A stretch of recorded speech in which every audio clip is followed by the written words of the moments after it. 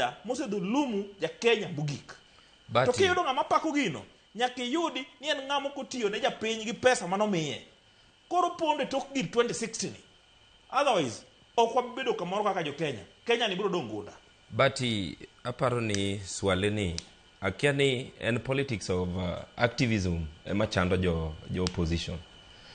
Mae e joma wacho ni ker ok lo chik. To ka gisomo katiba article 1 wacho ni power belongs to the people. Mano article 1.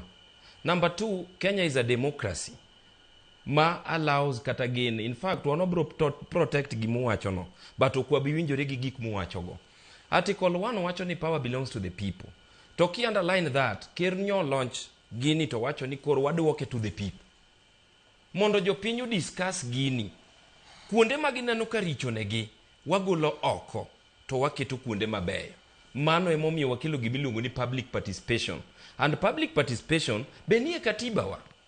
Number 2, jowagi kata sani swale ni kaki penje ni to nyiswa kaka udwa launch kata kaka udwa revive the economy muwacho ni rachni.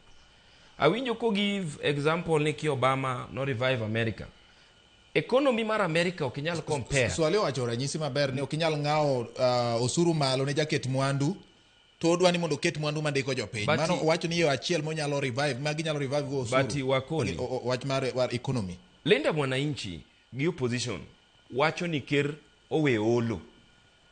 To remember ni wachulo debts mano kaw gi previous regimes. Adwa ni ginyiswa ni okay, wawe olo, wawe kaw taxes, ere kaka wadhi chulo debts mano kaw ka. Ere kaka wadwa dhi chulo jotich ma Kenya. Ere kaka wadwa timo development marwa kaka jo Kenya. Ero giwacho ni taxes ni malo. Giwacho no wawe olo. Koro gimiwa roadmap, kikwa ol, kikwa kaw taxes, to ginyiswa kaka wadwa chudo. Mara riyo. Yes. Giwacho ni investors ringo. To sani Aliko Dangote is a serious investor. Aliko Dangote biro gi investment modwa kelo midwa ger kanye. Idwa tim Maroil Mombasa. Gin investors gima ringo gi. Gin giringe Kenya mane. Number 2, swale ni apano neno Kenya dire mui. Owacho ni kawuono onge kaminyalo gere industries. Be okong'eyo ni kawuono kidhi kata mana Nyanza wakucho. Nikech waketo mind wateni industries nyaka bed mana kanye Nairobi. Kidhi kawuono Nyanza wa. Kichaka Ahero, dongine nuka puodho cha ni nono kacha. Kawuono kwa yudo serious investors. Kata kawuono wa devolve some of the industries ka watero gi Nyanza.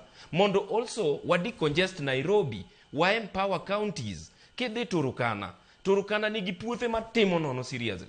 Iparo ni kawuono kwa tero industries Turukana. Donge nyiso ni jomoko bro wuok Nairobi dhi dak Turukana to tiyo Turukana. For us to empower these counties, Raila Odinga no fight for counties, mondo counties gi okel telo machiegni gi resources machiegni to the people. Kawuono kipenjo jogi kaka gidwa revive kata kaka gik ma wacho nigi ok ginyalo wacho ni. Emomiyo a support osiepna ni ka wacho niya giteme manyo technocrats kata udhi mane campus kacha. Kawuono kidhi university Nairobi yudo ja secondia nyalo miu ideas moko matin. Lakini kaka udhi ni to kane ka udhi toboa. George ngeyo. Yes. An gima litna ni osiepna chikore kowuoke Vision 2030 odonje ni the 5-year period. And the 5-year period mar the government and nyaka ne gikaw lodge kendo ka gidhi tieko lodge. This time round